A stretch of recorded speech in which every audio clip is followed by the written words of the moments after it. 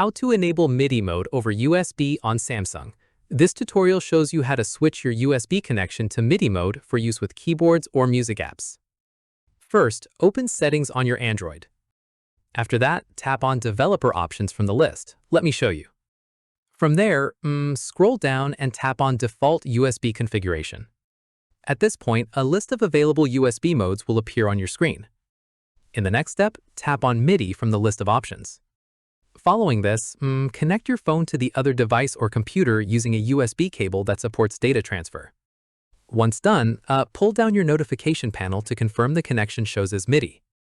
Keep in mind, some charging-only cables won't support MIDI mode, so make sure you're using a proper data cable. Finally, switch back to this same menu and select a different mode, like transferring files, whenever you're done using MIDI. And that's it. If this guide helped you enable MIDI mode over USB on Samsung, give it a like, subscribe for more Android tutorials, and tap the bell icon for updates. See you in the next one.